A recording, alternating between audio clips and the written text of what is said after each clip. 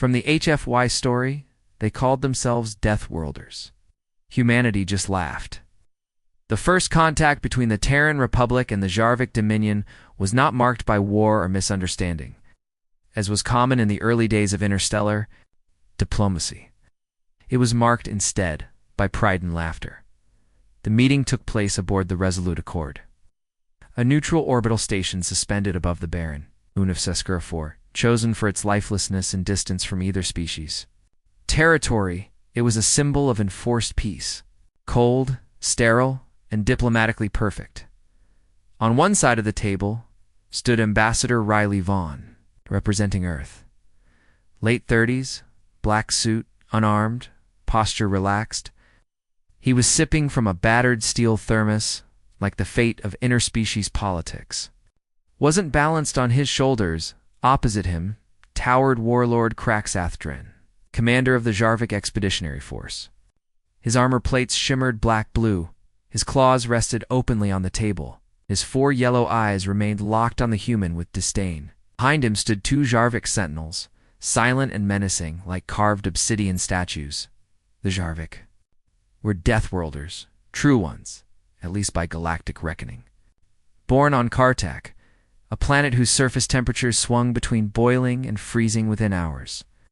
They evolved with bones like steel and hide tough enough to resist most handheld plasma fire. Acidic storms ravaged their landscapes weekly. Their oceans were toxic. Even their trees bled venom. They had fought for survival every moment of their existence. Their reputation among the stars was unquestioned, the galaxy's apex survivors. So when the Jarvik delegation heard whispers of a new Deathworld species humans, they were skeptical. At first, they assumed the rumors were exaggerated. From a backwater planet called Earth, this could match the hellish ferocity of Kartak. But then came reports. Humans resisting the Plorak infestation longer than any other species. Human mercenaries surviving battles even their own soldiers didn't. Stories of a species with no natural claws or armor, taking down apex predators with makeshift tools and sheer will. Naturally, the Dominion requested formal dialogue to determine. If Earth was bluffing, Kraxath leaned forward, armored joints creaking. We are Jarvik, forged on a world of fire, storm, and poison. We are Deathworlders. You, he gestured to Riley's soft, unarmored form, are not. Riley smiled over the rim of his cup. Says who? Kraxath bared his fangs. Galactic metrics. Your world lacks the gravity thresholds. Your atmosphere is breathable. Your wildlife, by record, lacks Class 9 lethality. Riley tapped his wrist pad. A series of holographic images flickered to life between them. The first showed a grizzly bear charging a group of hikers. The second, a school of box jellyfish stinging a diver into cardiac arrest. Then came a Komodo dragon, a hurricane, an erupting volcano, a forest fire, swallowing a village. And finally, an old image of an astronaut grinning with 2 broken ribs after re-entering. Earth's atmosphere during a spacecraft malfunction, Deathworld classification, isn't about gravity, Riley said. It's about what lives on the world, what it takes to survive there. Kraxath narrowed his eyes. And what do you claim? We didn't just evolve on Earth, we outlasted it, Riley said, his voice calm but firm. Our ancestors didn't have armored hides or venom, it's sticks and stones, and every time Earth tried to wipe us out, we adapted. A soft chuckle escaped him. You call yourselves Deathworlders because your planet is deadly. We call ourselves human because we adapt to deadly. Kraxath stared at the holograms each, a glimpse into Earth's brutal, unrelenting environment. He didn't recognize half the animals, but instinctively sensed the threat they posed. He realized the human wasn't posturing. He was amused. The ambassador took another sip and muttered with a grin, and you haven't even seen Australia. Silence hung between them, behind Kraxath. One of the Jarvik guards whispered something in their native tongue, something the translator struggled to catch but roughly meant. Is he joking? What is Australia? Ali looked up again. Tell you what, let us visit Kartak your trials, your tests. If we survive them, hell. When we survive them, then you'll know what kind of Deathworlders we are. Krax's claws dug slightly into the metal of the table. The human wasn't bluffing. He was inviting the challenge. And for the first time in his long military career, Warlord Kraxith felt curious, maybe even cautious. Earth had not come to prove itself. It had come to laugh. From the HFY story, they called themselves Deathworlders. Humanity just laughed. The Jarvik Dominion had never offered the ritual of trials to an outsider before. It was not a game or a formality, it was a gauntlet of survival, forged in the agony of Kartak's worst terrain. It had broken generations of Jarvik warriors, and many who passed were never the same afterward. So when 3 humans stepped forward, modified, unarmored, and apparently eager to dominion, thought they were suicidal. Warlord Kraxith had personally selected the trial location, the Fire Ravines. A jagged canyon network riven with molten flows and unpredictable ground tremors.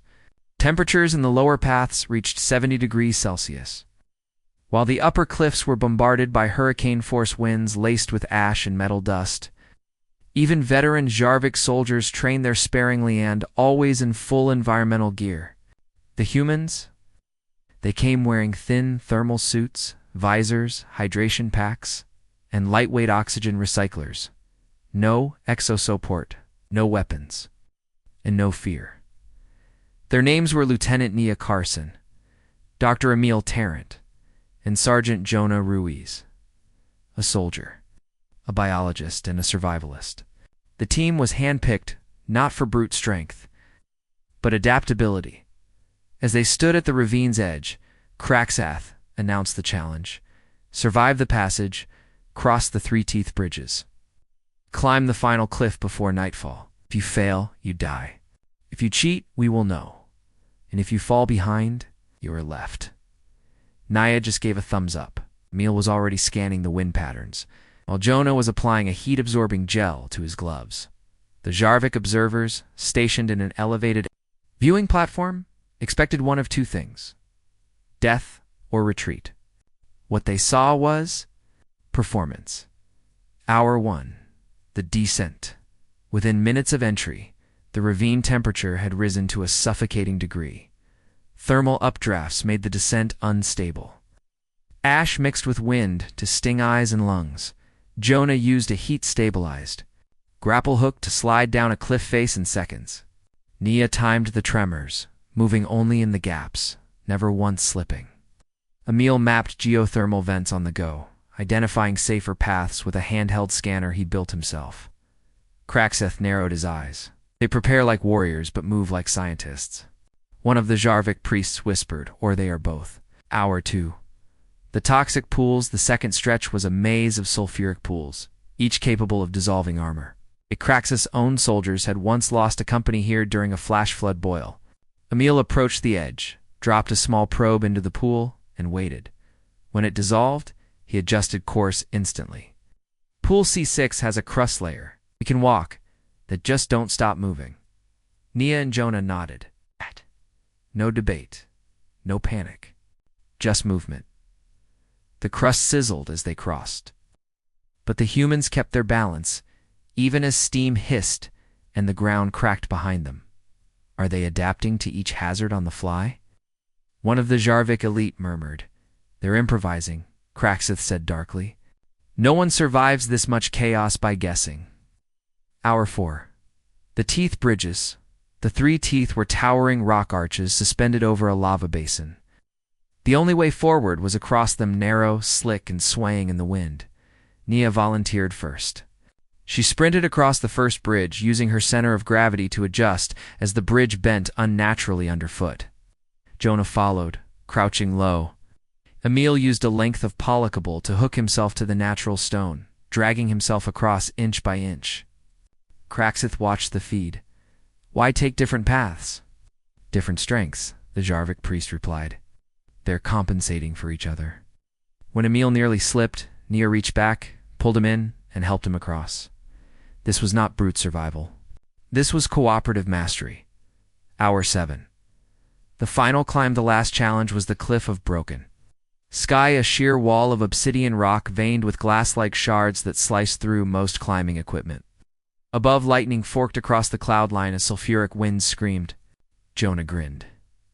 just like home. Nia led the climb, using magnetic boots. Emil followed using resin patches adapted from tree frogs. Jonah free-climbed using his bare hands and an almost insane sense of confidence. The observers were silent. Not a single Jarvik spoke. When the trio reached the top, Emil turned, panting, and activated his visor. Timestamp: 7 hours, 32 minutes.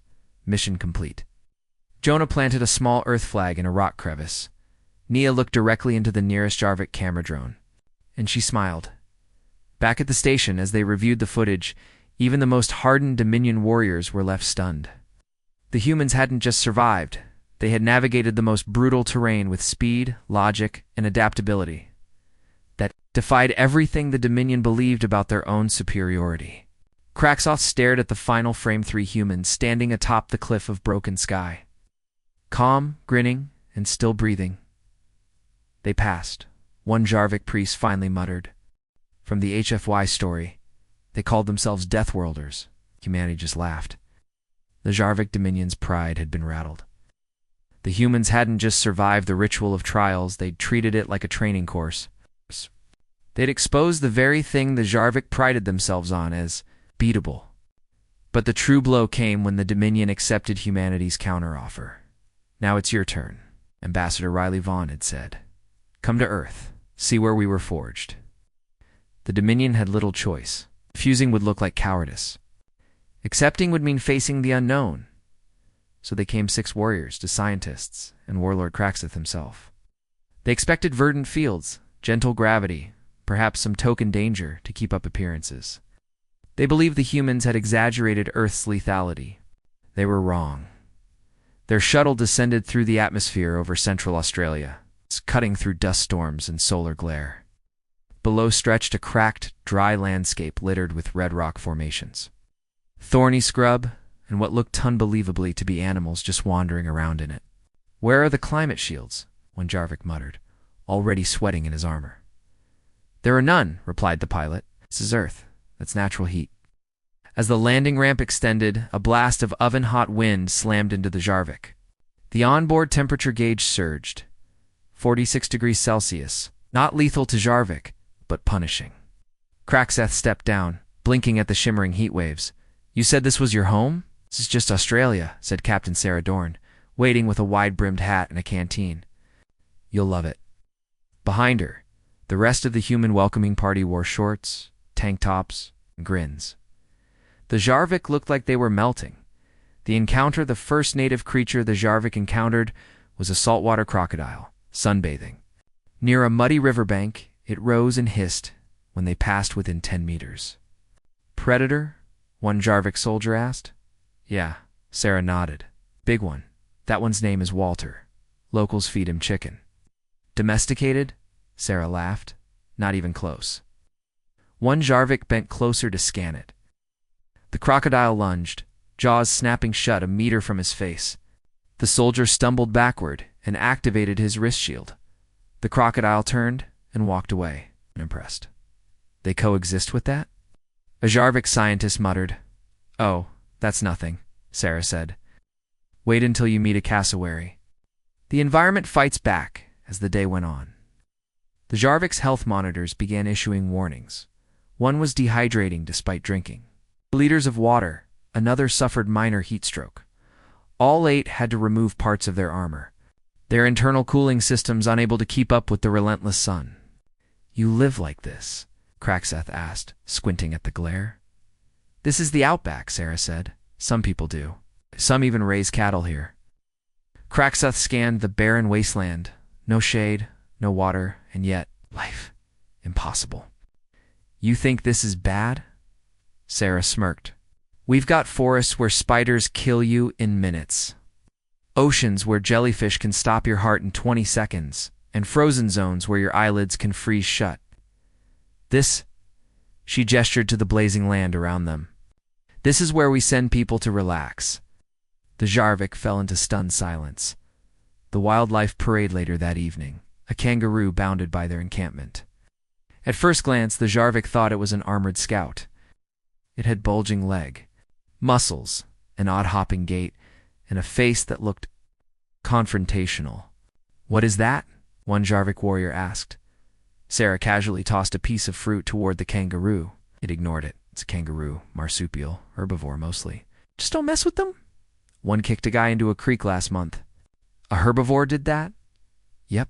More wildlife followed, a pack of wild dingoes that circled the outskirts, spider nearly the size of a Jarvik hand, and a scorpion that somehow got inside one of the Dominion soldiers' sleeping containers. The final straw came at sunset, when Sarah pointed at a harmless-looking tree. "Don't touch that one," she warned. "That's a jimpy, known as the suicide plant. Stings so bad some people would rather die than feel it again." The Jarvik priest stepped back. "Your plants induce suicidal agony?" Sarah shrugged. "It's one of many." Welcome to Earth. Perceptions shift by the end of the third day. The Dominion had logged over 47 separate hazards across a single 200-kilometer stretch of Earth. And that wasn't even a designated danger zone. More importantly, they realized something terrifying. Humans weren't built to dominate this planet. They had no claws, no fangs, no scales. And yet they thrived. They endured not because Earth spared them, but because they never stopped adapting. Back aboard their shuttle, Kraxith stared at the cracked, sunburned terrain through a viewing port. They smiled. He muttered. Through all of it, they smiled. They finally understood. Earth didn't raise survivors. It raised apex strategists. From the HFY story, they called themselves Deathworlders. Humanity just laughed. The moment the Jarvik delegation returned from Earth, they ordered a full biocomparative analysis. What they had seen was one thing, what science revealed was another. The Jarvik needed answers, data, proof that what they'd experienced wasn't some elaborate trick or anomaly, because what they saw on Earth shouldn't have been possible. No unarmored species should have survived its native predators. No soft-bodied. Mammals should have outlasted those environments. Yet humans did more than survive, they thrived. So, the Jarvik Dominion's top biologists convened. Data from both Kartak and Earth was uploaded to the Dominion's Central Intelligence Lab on Citadel 6. Every test, every genetic scan, every recorded footage of human adaptability was fed through their most advanced systems, and the answers they got? Terrifying. The bones that shouldn't break. Human bone was examined first. Compared to Jarvik exoplates, human skeletons were primitive. They were internal, easily broken, and seemingly frail, until they weren't. Human bone density adjusted. With activity, soldiers, miners, and athletes had skeletal reinforcements nearly double the average Jarvik infantry. More shockingly, in cases of trauma, bones healed. But not over cycles like most species, but in mere weeks. Humans who had shattered their legs were seen walking again, stronger than before. One Dominion scientist muttered in disbelief, "They don't recover. They upgrade through damage." Muscles built from struggle muscle analysis showed that humans possessed type 1 and type 2 muscle fibers, giving them both endurance and explosive power. This dual adaptation was rare in the galaxy. Jarvik. Muscle favored brute strength, short bursts, long rests. Humans could run marathons, then get up and fight, and the kicker. Physical pain didn't deter training. It motivated it. Muscle torn during exercise was rebuilt thicker. Exposure to extreme climates resulted in cellular adaptations. Higher red blood cell counts at altitude, increased melanin in sunlight, increased metabolism in cold. Even their suffering makes them harder to kill, the lead geneticist concluded. Pain.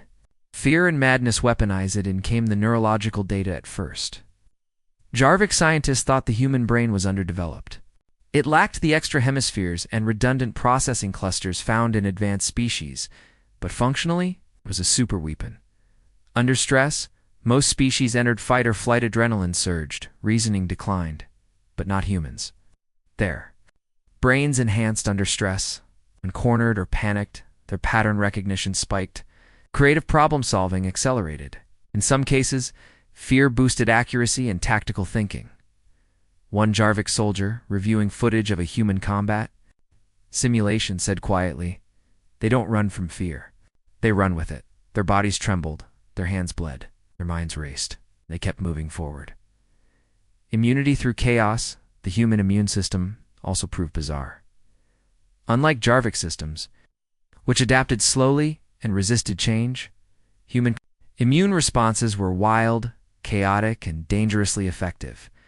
Children were routinely exposed to disease, parasites, and allergens, and instead of weakening, their bodies learned to recognize and overcome the threats. When introduced to foreign alien pathogens, humans didn't die. They got sick briefly then. Recovered. They never got the same sickness twice. They have a learning immune system, a Jarvik virologist reported. Their bodies memorize enemies, like soldiers. It wasn't just defense, it was biological warfare, the death. Reflex worst of all were the human reflexes in life or death situations. Under extreme threat, their bodies underwent a phenomenon known as hysterical strength, temporary superhuman performance. Humans had lifted vehicles off loved ones, punched through walls, and survived crush injuries with nothing but adrenaline and desperation. One infamous recording showed a human crawling 2 kilometers through snow with a broken leg and no coat, just to signal for help because others were in danger. There's no logic, one Dominion psychologist whispered. They should give up, but they don't. They won't. Even when dying, humans kept moving. The verdict, the final report from Citadel 6, was classified and marked with a red-level threat rating. It circulated only among the Dominion's highest command structure. In cold, motionless language, it stated, species, Homo sapiens, human pain tolerance, extreme adaptability, rapid, self-reinforcing environmental resistance, moderate to severe hazard zones, cognitive function under stress, accelerated emotional stability under duress, variable but combat-capable recovery speed, rapid reflex override potential. Documented. Conclusion. Subject species exceed survivability thresholds for known death world classifications. Earth does not breed prey. Earth breeds persistent, irrational, tactically evolving apex threats. Dominion response after reading the report. Warlord Kraxeth sat in silence for hours. He had faced predators the size of buildings, survived storms that killed entire cities, and stood against armies that razed continents. But he had never faced something that got stronger. The more you tried to break it, not a creature, not a species, but an idea wrapped in flesh and bone, an instinct that said, I will not stop. Kraxoth looked down at the report again. He didn't fear the planet anymore. He feared the laugh, because now he understood. Humans weren't Deathworlders because of their world. From the HFY story, they called themselves Deathworlders. Humanity just laughed. The Galactic Union's Deathworld Registry was rarely updated. Most classifications remained static for centuries. Entire empires rose and fell while the registry's top 5 most dangerous planets remained unchanged until Earth. The data the Jarvik Dominion collected was verified, cross-checked, and sent reluctantly to the Galactic Council's scientific core. There, over 100 species representatives reviewed the findings. Some were skeptical, others were horrified, and a few who had once mocked humanity as primitive toolmakers suddenly went very, very quiet. The final decision came swiftly. Earth was officially reclassified. Earth, Death World Class, Omega, Caution. Adaptive species in full planetary control. Planet and its inhabitants are both to be considered higher risk. Approach with extreme diplomacy. This shocked the galaxy. Kartok had reigned at the top of the registry for over 1,200 years. The Jarvik had proudly worn the title of Apex. Deathworlders. No species had dared challenge that until a bunch of caffeine-addicted bipeds strolled into a lava-filled canyon and came out whistling. But the humans? They didn't care about the ranking. They didn't need it. Because humans had never claimed the title of Deathworlders to begin with. They had simply earned it through survival, resilience, and a refusal to ever stay down. Jarvik Humility Warlord. Kraxeth stood on the balcony of the Jarvik Dominion's embassy on Earth, looking out over the Australian interior. He had returned not out of obligation, but out of something deeper. Curiosity, yes, but also respect. He remembered the words of his ancestors. Only those who survive the storm may shape its path. He now understood. Humans hadn't survived the storm, they had become it. A soft knock came from behind. It was Ambassador Riley Vaughn, the same man who had once laughed across a metal table on Sesquire, for he was holding 2 thermoses. Still taking your coffee with sulfur flavor? Riley smirked, offering one up. Craxith took the drink without a word. He didn't enjoy the beverage, but he drank it anyway out of respect. "There's something wrong with your species," Craxith finally said, glancing toward the blazing horizon. Riley chuckled. "Only something. You treat agony as a stepping stone. You build cities and deserts. You launch yourselves into orbit just to see if you can." Riley sipped his coffee. "That's not a bug. That's a feature." Craxith exhaled slowly. It's the steam from the hot drink fogging around his fangs. "I fought for the Dominion for 400 cycles," he said. "I have seen stars burn and continents crack. I thought I understood strength." He turned to face the human. "But you smile at your own extinction and then survive it," Riley said. "We do that." The Union's response: within days of the reclassification, other empires began revising their diplomatic strategies. Trade pacts were hastily redrawn. Human mercenaries suddenly commanded triple their former fees. Intergalactic militaries began running simulated war games with humans as the hypothetical enemy, and in every scenario, humanity won. Not because they had the best technology, not because they had the biggest fleets, but because they never stopped thinking, adapting, and changing the rules. Worse still, they never fought alone.